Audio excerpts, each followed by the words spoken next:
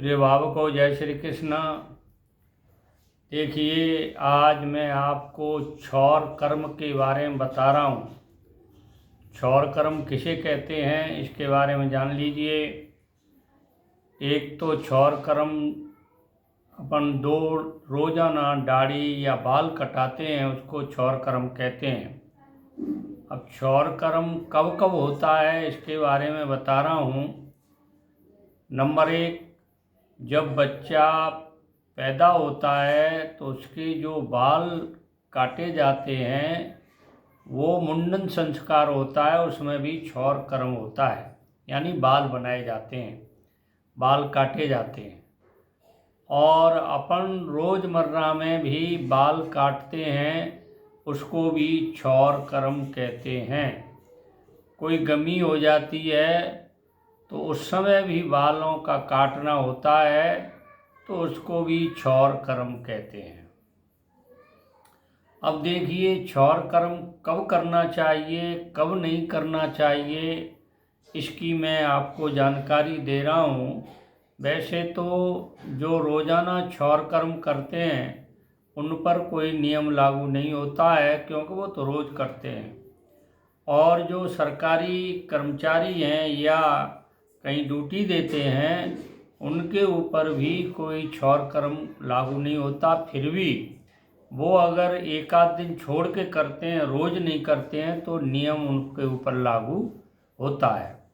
अब देखिए, क्षौर कर्म बाल कब काटने चाहिए इसके बारे में मैं आपको बता रहा हूँ। जो नक्षत्र हैं उन नक्षत्रों में बाल काटेंगे तो शुभ रहेंगे। जैसे पुनर्वसु, पुष्य, श्रवण, धनिष्ठा, हस्त, चित्रा, स्वाति, रेवती, अश्विनी, ज्येष्ठा, मृगशरा नक्षत्र में अगर क्षौर कर्म कराया जाएगा तो ये शुभ सूचक होगा। अब देखिए, अशुभ कौन से स्थिति में रहता है क्षौर कर्म करना, बाल काटना।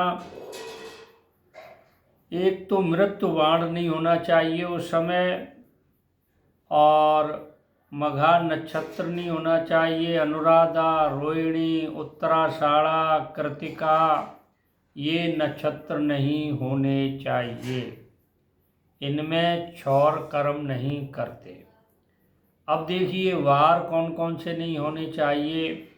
मंगलवार, शनिवार और रविवार के दिन क्षौर कर्म नहीं करना चाहिए, यानी रविवार, मंगलवार और शनिवार को आपको बाल नहीं काटने हैं, न कटवाने हैं न काटने हैं। और कई कई शास्त्रों में तो लिखा हुआ है कि बुध बरोशी मंगलवार या मंगल को खाट बनाते हैं तो वो या तो उनकी मृत्यु होती है या मृत्यु तुल्य कष्ट होता है, नहीं तो ताप जरूर आती है, बुखार जरूर आता है।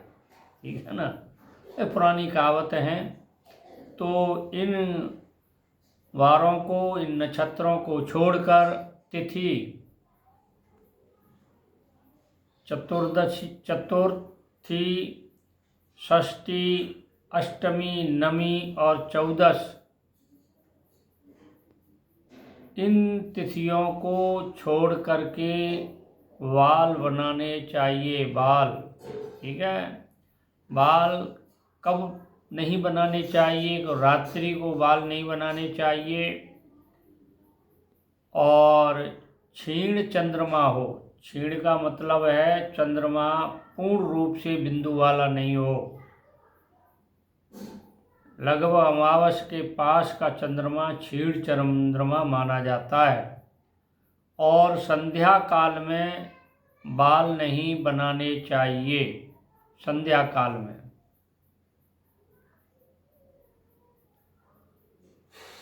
गंडांत, गंडांत के बारे में मैंने पहले भी बताया है, आगे और बताऊंगा। गंडांत, तिथ्यांत, नक्षत्रांत, ये गंडांत माने जाते हैं, तो मैं इनके बारे में बताऊंगा अभी।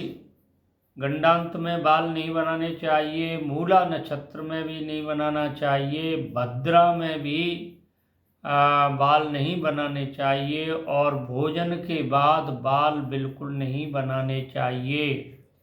और गौशाला में तो बिल्कुल प्रतिबंधित है बाल बनाना। यानी रविवार, मंगलवार, शनिवार, चौथ, छठ, आठम, नम और चौदस, रात्रि के समय, क्षीण चंद्रमा के समय, संध्या काल में, गंडांत में, मूला नक्षत्र में, भद्रा और भोजन के बाद कभी और गौशाला में बाल नहीं काटने चाहिए।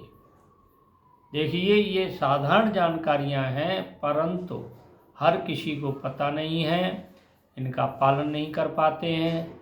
मेरा आग्रह है, आपको अच्छा लगे तो मानिए, आपको नहीं अच्छा लगे आपकी इच्छा है, जो भी करो, ठीक है ना।